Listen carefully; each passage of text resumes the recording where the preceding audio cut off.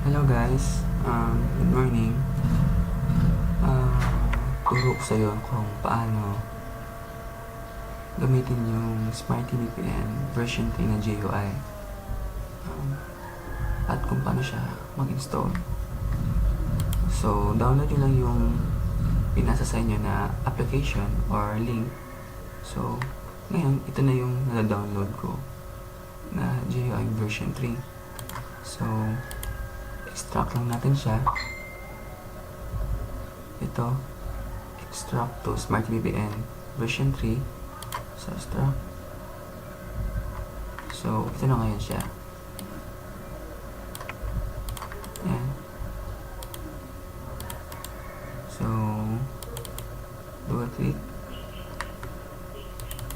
Ayan. So, right click lang po natin siya. Tapos, run as administrator. So, run. Yes. Tapos, kapag kita nyo na siya, minsan kasi may lumalabas dito na top driver not detected. So, lalabas yung kagad yung installation. Pero kung hindi lumabas yun, meron po tayong miscellaneous dito. So, click ito yung miscellaneous. Tapos, install fixed top driver. So, install na natin. Next. Agree. Next. Install. Wait lang yung matapos. So, next. Finish. So, ngayon, set up na yung GUI version 3 nyo. So, pwede tayong gamitin. Pwede na kayo pumili ng mga network dito. Wattpad ba? Sun Cellular. Ang ito ang Smart LTE. Pwede po dyan yung Smart Bro or Smart Kickstart. So, Globe, tsaka TM. So, ngayon, yung gamit ko po is Globe modem. So, ang gagamitin ko po is Globe TM no promo para walang load. Tsaka hindi magastos. So, Japan 2 server. Tapos,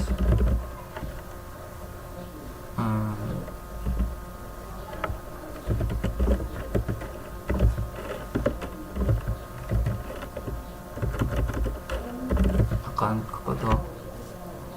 So, dito sa logs po makikita natin kapag connected tayo. So, halimbawa po, kukonect na kayo sa Globe.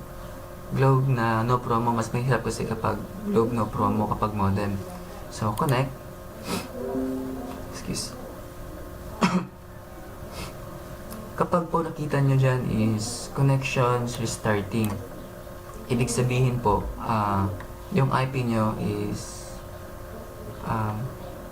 hindi po siya tama yung IP nyo. So, kapag data naman tayo, so madali lang natin hanapin yung IP. So, kapag modem po, medyo mahirap. So, check natin yung IP sa modem. Minsan kasi kapag hindi kayo marunong mag-check ng IP sa modem, turn off nyo lang po yung modem nyo at least 15 seconds. Tapos, on nyo po yung modem nyo. Pag bumalik na yung Wi-Fi sa modem nyo, connect kayo agad. Kapag may verification na, yun, pwede na kayo. So, pakita ko lang sa inyo kung paano yun makikita yung tamang IP sa modem. Medyo matagal. Sandali lang ha. What can I give to you? What can I offer to the king?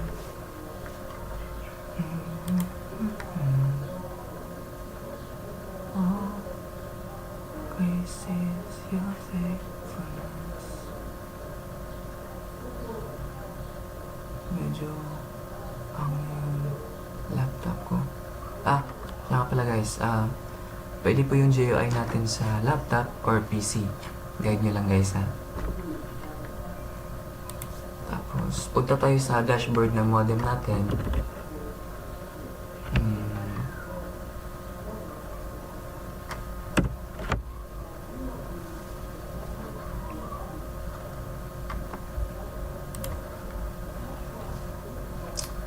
check natin kapag tama ba yung IP ng modem natin. So, ngayon guys, nakita po natin na yung IP ng modem po natin is 100.91.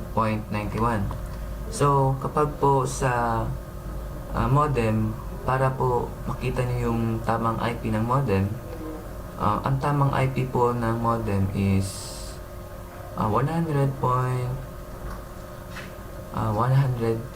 up. So, 100.113 up.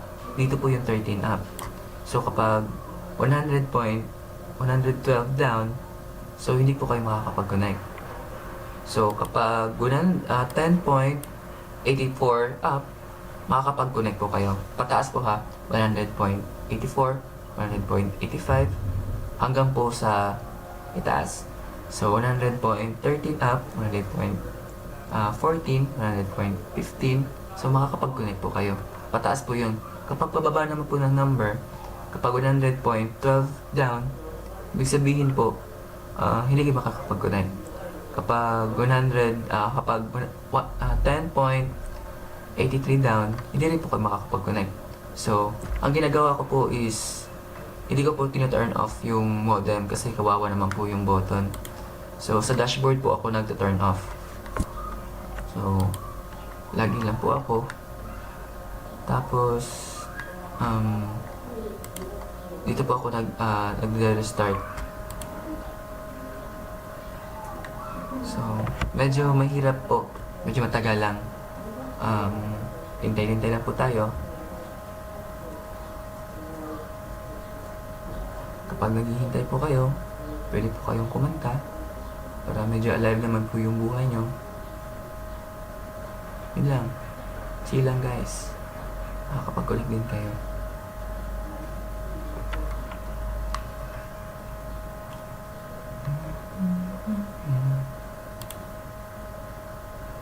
Ang ganda no? Ang ganda ng design no? Solid Smart TVPN tayo guys ha. Walang bibitaw sa Smarty. Wait lang natin. So kapag nakita niyo yung signal ng wifi niyo dito, ibig sabihin connected na kayo sa wifi. So check po natin huwag muna kayo connect dito sa GUI. Pero kapag hindi kayo marunong mag-check ng IP sa modem nyo, better po kapag turn off your modem 15 seconds. Tapos pag may wifi na dito, connect nyo kagad. Kapag restarting pa rin or reconnecting, turn off naman yung modem at least 15 seconds. Tapos minsan nakakaabot ako ng 10 turn off ng modem. So check lang po natin dito. Pakita ko sa inyo kung paano gamitin yung modem. So login, check natin. Excuse.